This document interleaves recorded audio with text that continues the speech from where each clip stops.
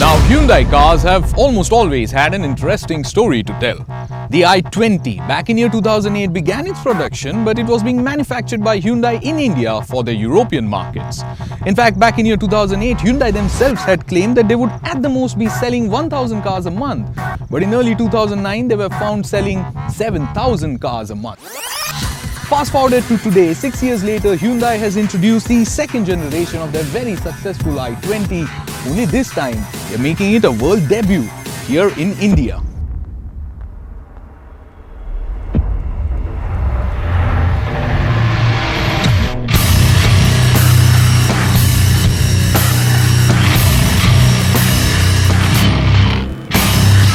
Ladies and gentlemen, the Hyundai Elite i20, a car 20 times more modern than the outgoing car, but only slightly more expensive than the outgoing car, and yet infinitely more beautiful than the outgoing car. The car is striking from every angle. It's designed for the Europeans, by the Europeans, by the Germans to be specific. So that they had made the car good looking, that they didn't bother to mention their name anywhere on the car. That's right, you can look, but you can't find Hyundai badge on this one. Sloping roofline due to blacked out C-pillars, well-luster-like front headlamps and bulging but sleek-looking tail lamps make this Elite i20 delectable to look at. Apart from the Punto, it also happens to be the only hatch with 16-inch alloys.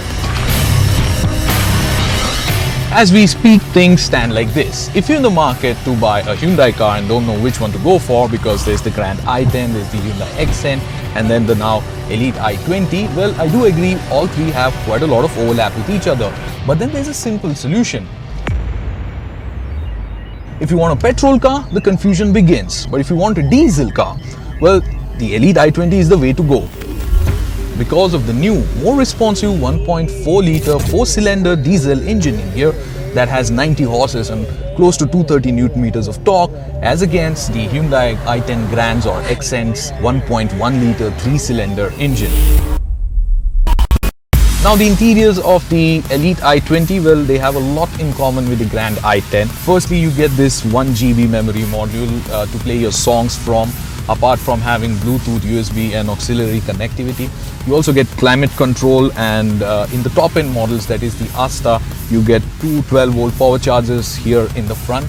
At the front you get these two door pockets. Now the dash is a dual tone dash with black and one might say beige colors that extend all the way up to the seat.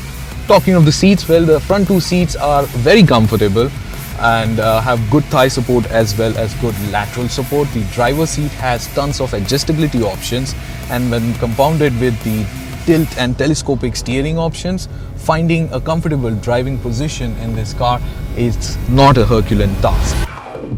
Now, 6-footers are welcome in the Elite i20. You have plenty of space out here. The car is wide. The back seat comfort in this car is not bad at all. It's a wide car, so you have lots of space. Rear doors also get bottle holders. There is no center armrest, but then the rear seat is a 60-40 folding seat to increase the boot space, but that's only on the top-end Asta model. When it comes to ride and handling, well, the ride quality of the Elite i20 has been improved over the outgoing car by miles. Now, this one has a much better suspension setup, which seems to be coping up with bad roads or big bumps a lot better than the outgoing car. Okay, when it comes to handling though, it leaves a lot to be desired. The Punto or the Volkswagen Polo are class leading when it comes to handling. But then driving this car in the city is a lot more easier than its competitors thanks to its extremely light steering, which does weigh up as the speeds increase. Feels a tad bit artificial, but then yes, it does help to cruise highways too. The brakes, well, I'm not very impressed with the brakes. Still a lot of scope for improvement. They feel, if nothing else, wooden, for the lack of a more civilized word. But overall, a tremendous improvement when it comes to ride and handling over the older i20, but still a lot more distance to go. This car is very smart. The MID offers a wide range of data: dual trip meter, exterior temperature, digital speedometer, distance covered, average speed, driving time. etc. When you switch the car, the MID also tells you if you had parked the car with wheels turned and in which direction they are. It also shows you which door is open, even shows you if the boot is open. Even the rear wiper gets 2 speeds for intermittent wiping. A total of 9 buttons on the steering, if you may. And then there is the other interesting thing. If you happen to have your key in your pocket or in your hand and approach the car, as soon as you're in the vicinity, the side view mirrors, well, they open up all by themselves. Now, make sure that this key doesn't land up in the hands of your kids, because they could very easily just plain annoy the heck out of you by doing this. Not music to your ears, I know. To circumvent this problem, what you could be doing is just pressing the button on the door handle. There it is, the car gets locked without a beep sound, and once you do it once again, and the car unlocks without a beep sound. Much better. With so many brainy new features like keyless entry, engine start-stop button, chilled glove box, rear AC vents, hugely informative MID display, and then the self-closing and opening side view mirrors with integrated blinkers in them, automated headlamps and whatnot, including a smart pedal, which means if you're hard on the brakes, the accelerator pedal gets negated. With all this, the Elite i20 does seem to be absolutely uncompromising in its nature. Or does it? Hyundai chooses to tease you totally by not giving you distance to empty and fuel efficiency readout at all. i20 seats are on the lower side, so old people be wary. Getting in and out of the car will be a problem. The plastic quality is top-notch, but there's nothing soft to touch. Everything's hard plastic.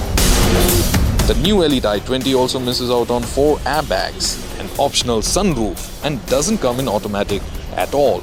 It also doesn't get DRLs anymore. Alright folks, so it's time to summarize the Elite i20, a car that is well equipped but not groundbreaking like the car was back in the year 2008. Slightly longer in wheelbase now, but otherwise the engine, transmission or the chassis remains the same.